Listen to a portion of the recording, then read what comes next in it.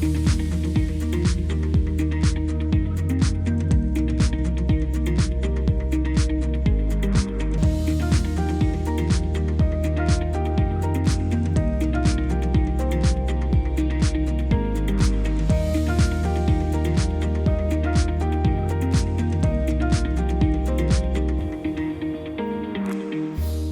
premier invité est originaire de l'île d'Orléans. Elle a un parcours très intéressant puisque maintenant il est rendu à la Société Radio-Canada à Moncton comme journaliste. Je vous présente M. Nicolas Stenbach.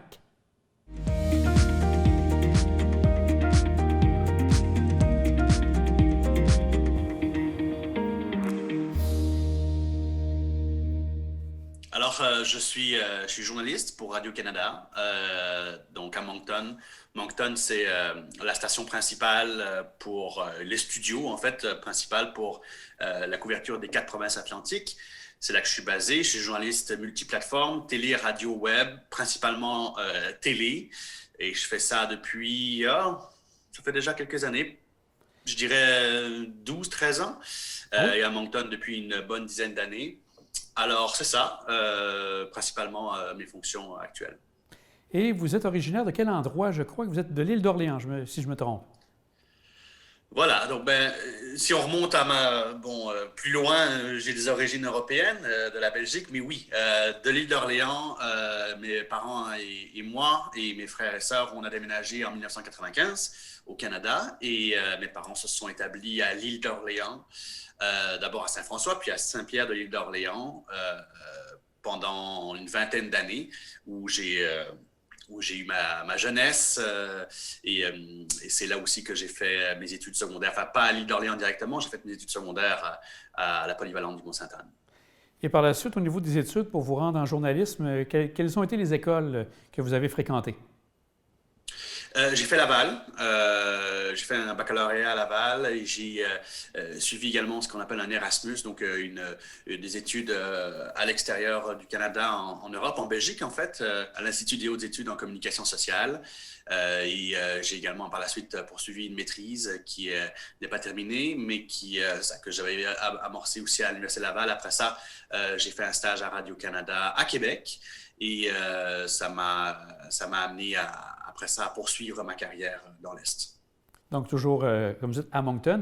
Est-ce qu'avec le métier que vous exercez, est-ce que vous avez à l'exercer en anglais également pour Radio-Canada CBC? Absolument.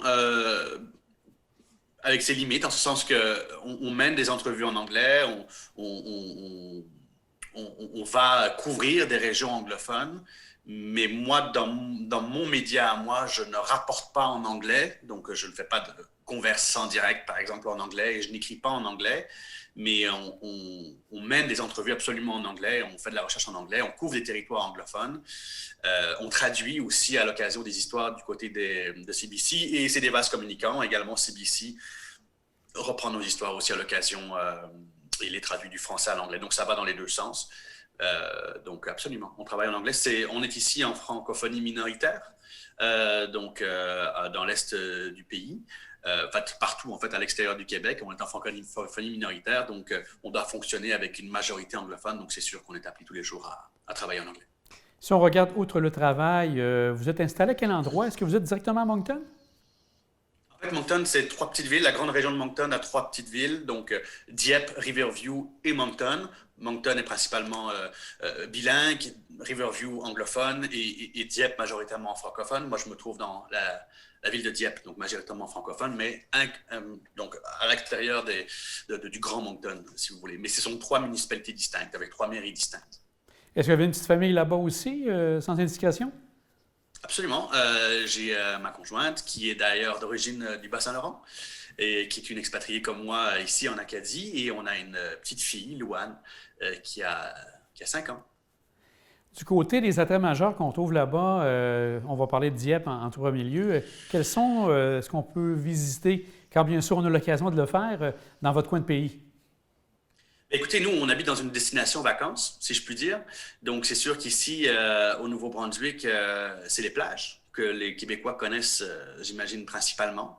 Donc, on est à 20 minutes des plages, à l'endroit où je me trouve, à 20 minutes en voiture des plages de Cap-Pelé et de Shediac. Vous connaissez peut-être le Oh oui. homard géant de Shediac, emblématique, voilà, parce qu'on pêche beaucoup le homard dans nos régions.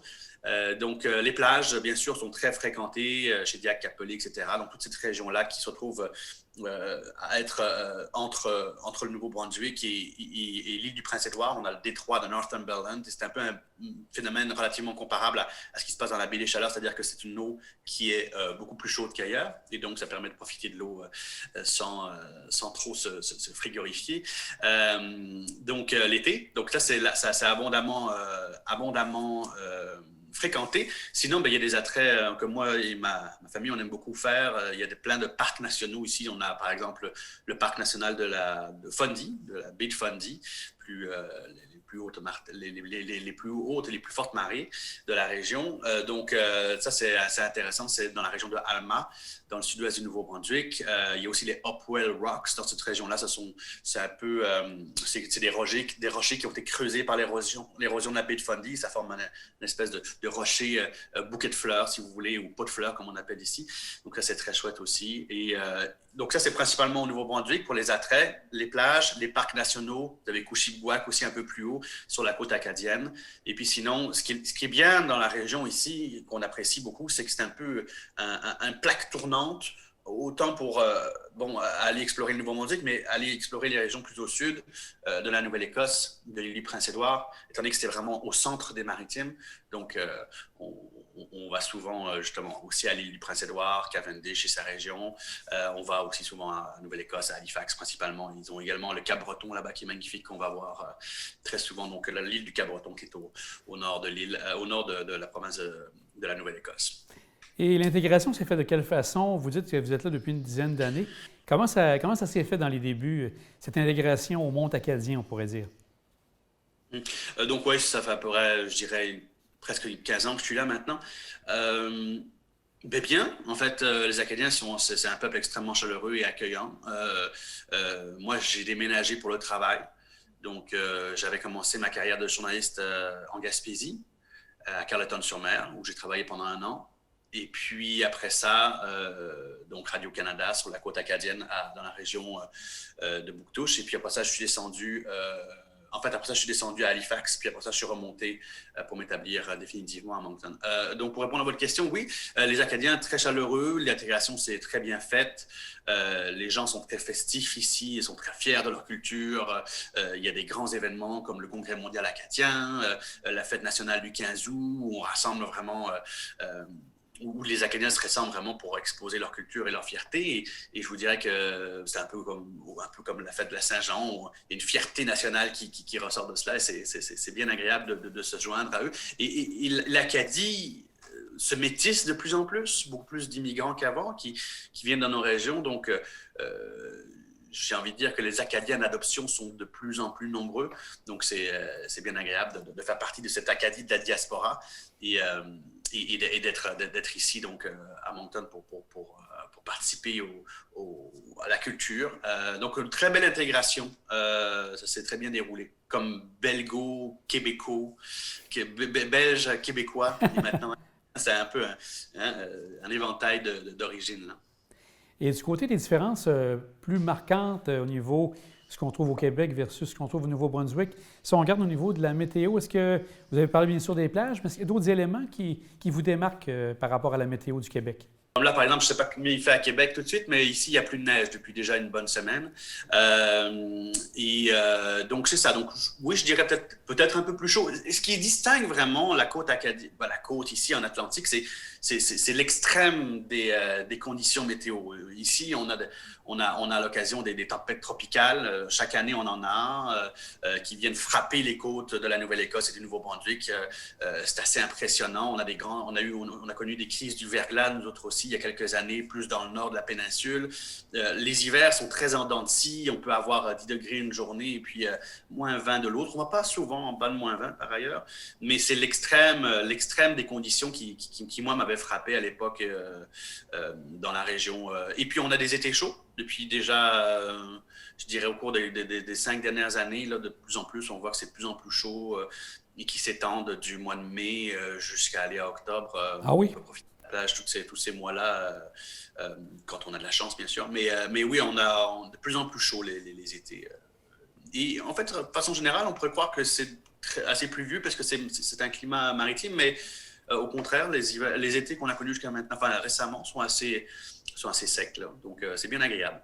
Est-ce qu'il y a un retour de prévu pour le Québec ou vous êtes bien imprégné et bien installé à Dieppe? C'est une bonne question. Pour l'instant, à court terme, il n'y a pas de plan de retour. C'est toujours dans les possibilités à l'avenir. On n'a pas mis une croix sur le Québec, loin de là. Mais pour l'instant, on est bien établi au Nouveau-Brunswick et notre enfant aussi. Donc, il n'y a pas de raison pour qu'on quitte la région. Il faut savoir qu'ici, c'est quand même, si je fais un peu de pouce là-dessus, la région ici, il fait bon vivre ici au Nouveau-Brunswick, à Moncton particulièrement. Tu peux vivre en français à l'année longue. Ma famille et moi, on vit en français à l'année longue. Donc, on n'est pas en manque de francophonie. On est capable de vivre donc, dans notre langue maternelle et on a un accès, le pouvoir d'achat, j'ai envie de dire, par rapport à certaines villes comme Montréal, Toronto, Vancouver. Ici, à Moncton, est reconnu aussi pour être un des plus bas marchés immobiliers, sinon le marché immobilier le plus bas au pays. Ce qui fait en sorte que l'accès à la propriété, quoi que ça change avec la COVID aussi, les prix des maisons ont considérablement monté comme ailleurs. Mais quand même, le pouvoir d'achat, donc l'accès à la propriété, ce qui reste dans le revenu familial, c'est intéressant ici par rapport à ailleurs. Donc, on peut mener quand même une très belle vie ici. Et ça, c'est important. C'est sûr, ça fait partie des calculs. Mais donc, pour répondre à votre question directement, oui, éventuellement, on reviendra. Mais c'est pas dans les plans à court terme. C'est pas qu'on n'aime pas le Québec. Au contraire, on adore le Québec aussi. Mais pour l'instant, avec nos emplois, c'est mieux qu'on reste ici. Puis la maison dans laquelle on se trouve actuellement, on est devenu propriétaire il y a 2 ans. Donc, c'est peut-être pas encore pour tout de suite qu'on va songer à s'en départir. Bien, on sent en tout cas que vous êtes très bien là-bas. Bien content de voir ça. Merci beaucoup, M. Stenbach, pour cette entrevue. C'était bien apprécié. Avec grand plaisir, Jean.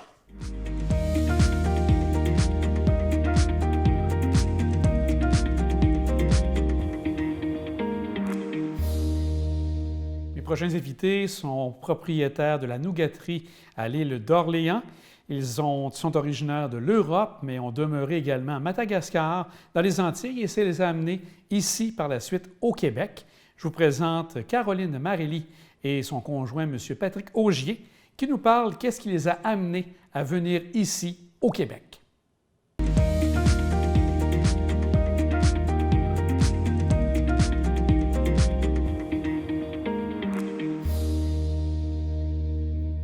Moi, je suis originaire de Belgique.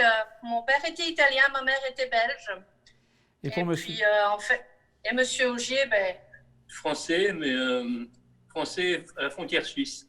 OK. En Jura, à 50 km de Genève. Avant d'arriver ici au Québec, vous avez demeuré dans différents pays. Est-ce que vous pouvez nous parler un peu des différents pays où vous avez habité? Moi, déjà, j'ai quitté la Belgique très tôt parce que j'avais pas 20 ans. Puis, je suis descendue dans le sud de la France. Comme tout bon Belge qui se respecte, on descend dans le soleil. Et puis, après, j'ai fait l'ouest de la France, le sud de la France. Et puis, j'ai rencontré monsieur à côté, là, qui est là. Et puis, on a été voyager un petit peu partout. On a été à Madagascar, à La Réunion, un petit peu. Après, on a été longtemps en Martinique, très, très longtemps en Martinique, pendant 11 ans. On a ouvert un restaurant. On a ouvert un grand restaurant en Martinique. Et puis, c'est comme ça qu'après, on a débuté à venir au Québec en vacances, en fait. Et Patrick, vos connaissances du Québec, avant de venir ici, est-ce que vous aviez eu certains contacts? Non. Moi, je j'ai une formation de cuisinier, j'étais chef de cuisine et j'ai travaillé en Afrique aussi pour les grosses sociétés. J'ai travaillé un peu partout en France en faisant des saisons et tout ça. Et honnêtement, j'étais plus attiré par les cocotiers et le sable blanc. Ben, comme tout, on se lasse de tout. Au bout d'un certain temps, les cocotiers et le sable blanc, ben, on s'en est lassé. On est venu faire un petit tour au Québec, puis on a trouvé ça bien. Caroline, j'aimerais que vous me parliez un peu justement des premiers contacts que vous avez eus. Il y a quelque chose de particulier qui s'est passé, je pense, un coup de cœur que vous avez eu lors de vos premières visites au Québec. Oui, alors en fait, ça s'est passé drôlement, en fait. En Martinique, à l'époque, il n'y avait pas vraiment l'Internet. Donc, en fait, on en était encore au papier journaux et tout ça. Et dans le journal, il y a une promotion, le premier vol Fort-de-France, Montréal, à un prix défiant toute concurrence. Et puis, moi, toute petite, je lisais déjà les livres de Jack London, là, les grands espaces et tout ça. Je dis, bingo, on y va. Et on est arrivé à Montréal un samedi matin. Oui, c'est ça, c'était des vols du samedi matin. On est arrivé à Montréal un samedi matin, puis moi, j'étais bien étonnée parce qu'en fait, c'est des grandes tours, c'est des grandes allées, il y a beaucoup de monde, c'était grand. Et puis, j'étais genre un peu, pas déçue, mais je me disais, je ne m'attendais pas à ça, en fait. Est-ce que, Caroline, si vous me permettez, est-ce que vous vous attendiez de voir la fameuse expression Macabane au Canada? Ben, pas à ce point-là, okay. Mais je m'attendais un petit peu à un truc différent. Et puis, nous, on ne savait pas c'était quoi les points d'interrogation. C'est les centres d'information touristique. Puis, on voit un point d'interrogation. Je dis, c'est drôle. Puis, on a regardé, on est rentré, puis on est tombé sur une dame très, très, très gentille qui a changé toute notre vie. En fait, elle ne le sait pas, elle, là, mais moi, je le sais, là. Elle nous a dit, regardez, inquiétez-vous pas, madame, moi, je vais vous faire un itinéraire. Et elle nous a fait monter vers Québec par la 138, le chemin du roi, pardon. Et puis, c'est ce qu'on a fait. On a suivi son conseil, on a quitté Montréal, on est monté par la 138. C'est sûr que là, ça change tout, quoi. C'est plus le même monde. Donc, on est arrivé sur Québec. Elle nous avait dit de dormir à l'île d'Orléans. Surtout pas, n'allez pas dans Québec. Québec, c'est aussi une ville. Allez dormir sur l'île d'Orléans. Okay. On est arrivé là et puis on est tombé dans un gîte extraordinaire. C'est toujours nos amis d'ailleurs. Donc, ça fait 20 ans. Okay. Et puis, on est resté là. Au lieu de vouloir aller partout, on est comme en l'expression québécoise, à jamais là. Oui. On était là. On voulait presque plus partir, quoi. Et on passe dans la rue d'Orléans, qui est une petite rue dans Sainte-Pétronie, et là, on voit une pancarte. C'est extraordinaire, les pancartes, hein, pour nous, Européens. À l'époque, il y a 20 ans, là, il y a une pancarte à le visage de la personne qui vend. C'est extraordinaire. Donc, nous, on prenait ça en photo, en fait. On se disait, oh mon Dieu, regarde ça, c'est drôle. Hein. Et puis, anecdote aussi, on prenait les bus jaunes en photo. Ah oui? Ça n'existe pas, les bus jaunes. Ah non, vous n'avez pas de bus en Europe du même genre? Oui, ça n'existe pas, il n'y a pas de bus jaune. Mais on voyait que ça dans les films américains, quoi. C'est comme les immenses camions, là. Puis nous, on est même monté dans un camion, un camionneur. Je dis, on peut regarder, on peut prendre une photo. Il a dû nous prendre pour des fous, là. Mais oui, on en était là. Pensez qu'il n'y avait pas l'Internet à l'époque, hein, en Martinique. Hein, c'était référence au film américain. Nous, on arrivait, on était aux États-Unis. Hein, on s'est dit, waouh, on était presque tout le temps comme ça, quoi. C'était toujours du waouh. Et donc, pour finir avec ma petite maison, on voit un numéro de téléphone sur cette fameuse pancarte avec la photo de la madame. Et puis, à la joke, on rentre au gîte, puis Jacques nous dit, appelle. Ben non. Je dis, pourquoi veux-tu que j'appelle? Il me dit, tu sauras le prix. OK, bon, on appelle. Puis, je parle avec la dame, très gentille et tout ça. Elle me dit, mais venez visiter. Je lui explique. Je dis, non, on est des touristes. Je dis, on n'a même pas l'intention d'acheter. C'était juste de la curiosité. Je suis vraiment désolée. Je ne voulais pas la déranger. En plus, elle me dit, Non, non, venez. C'est la maison de ma maman. La maison de sa maman. Son papa venait de décéder, malheureusement. Puis sa maman voulait s'en défaire parce qu'elle n'avait pas le temps, nanani, nanana. Et donc, on va revisiter. Ben, pour nous, là, c'est vraiment la maison de poupée, quoi. C'était un petit chalet, tout équipé en bois avec les vieilles radios des années 50 et Okay. tout ça. On l'a encore. Avec la facture d'achat. C'est donc un coup de cœur que vous avez eu. Ah, c'était vraiment un coup de cœur, là, tu sais. Puis la dame nous dit le prix, puis on se dit, ah ouais, mais, tu sais, on lui dit, mais non, écoutez, nous, ça faisait pas longtemps qu'on était arrivé en Martinique. Le restaurant de 2 ou 3 ans. Avec 2-3 ans, on s'est dit, ben non, c'est pas le moment. Et puis, tu sais, je dis, mais on n'a pas les moyens. Elle me dit, oh, mais vous pouvez avoir un crédit. Ben quoi? Ben, vous pouvez prendre une hypothèque sur la maison. Je dis, ben non, on ne peut pas faire ça, on n'est pas d'ici. Elle dit, si, vous pourrez. Ah, Ok. ouais, ok. Mais mettons, là, tu sais, puis elle fait bien son affaire, la madame, et puis on signe un fameux, comment ça s'appelle? Une promesse d'achat ou une entente, enfin, je ne sais pas trop quoi à l'époque. On négociait le prix. Et on négociait le prix en plus. Ah oui? Je dis, ça. C'est Jacques qui nous avait conseillé. Oui, c'était Jacques, notre ami Jacques, qui nous avait dit, bon, si elle demande tant, c'est que tu peux avoir temps. Ah, ouais. Oui. On a essayé, puis donc on signe, puis nous on rentre chez Jacques, et on repart le samedi, parce qu'en fait, la première fois qu'on est venu au Canada, je vous parle de ça, c'était la première fois qu'on venait au Canada. Okay. Et on repart chez Jacques, donc au gîte, puis quelques jours plus tard, on se dit, bon, ben on s'en va, il faut qu'on rentre, tout ça. Et à peu près 15 jours, 3 semaines plus tard, à peu près, je ne me rappelle plus, là, le téléphone sonne en Martinique. Nous, on travaille beaucoup en Europe, enfin surtout en Martinique, ça fermait très très tard. On ferme à 2-3 heures du matin. Donc en fait, le matin à 9 heures du matin, je vous assure qu'on n'est pas vraiment réveillé. En tout cas, moi, là, je n'étais pas vraiment réveillée. Le téléphone sonne. Oui, bonjour, c'est madame. Je ne dis pas son nom, je ne veux pas la mettre mal à l'aise si on regarde l'émission.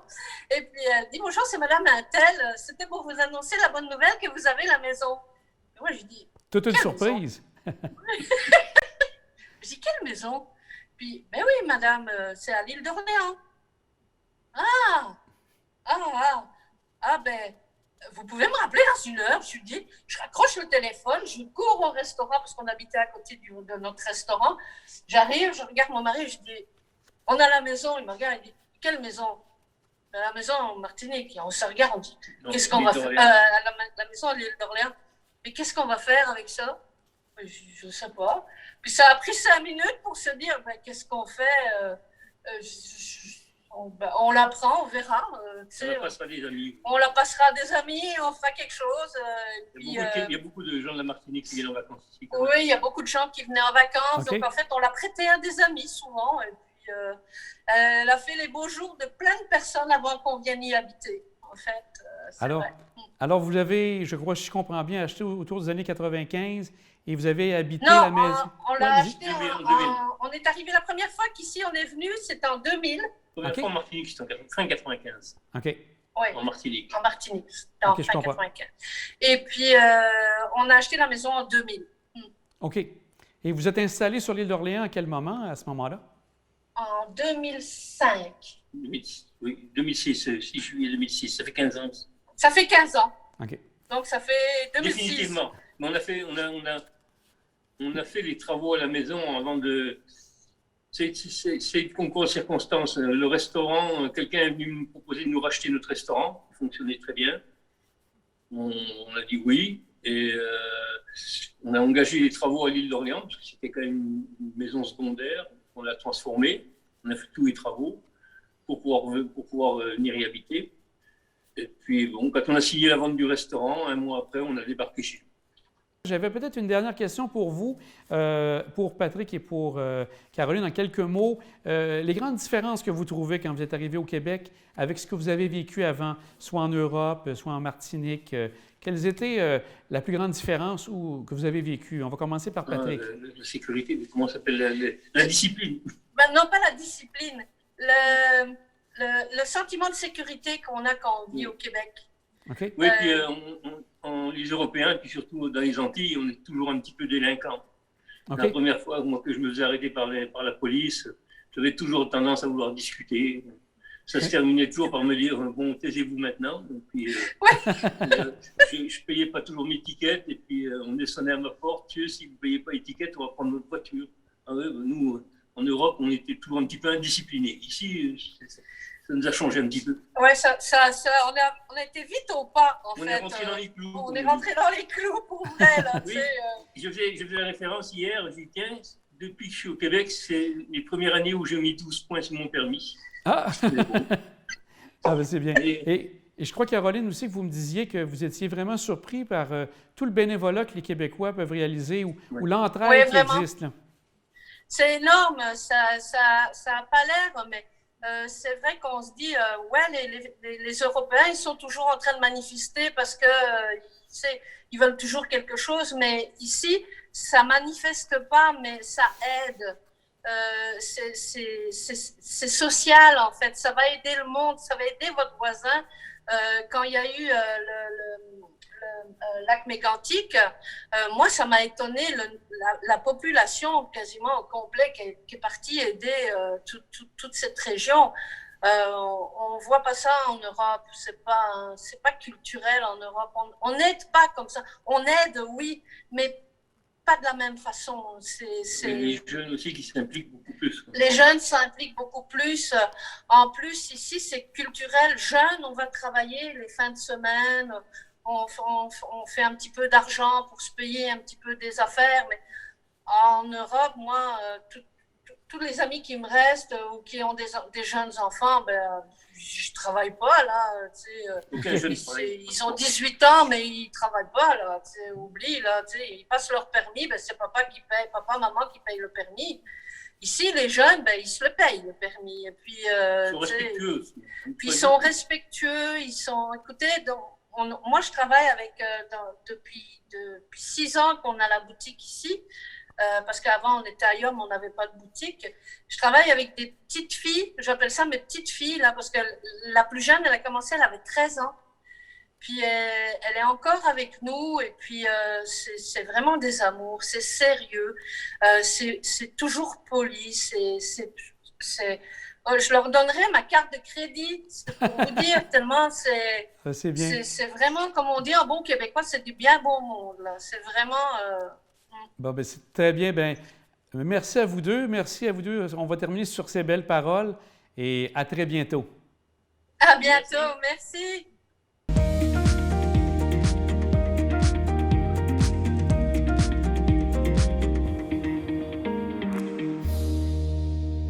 La semaine prochaine, nous rencontrerons Mme Linda Wallet, qui est maintenant installée au Chili, qui est originaire de l'île d'Orléans. Et nous verrons aussi un couple qui est maintenant installé à Beaupré, M. Daniel Roller et sa conjointe Alice Wong. Sur ce, à la semaine prochaine.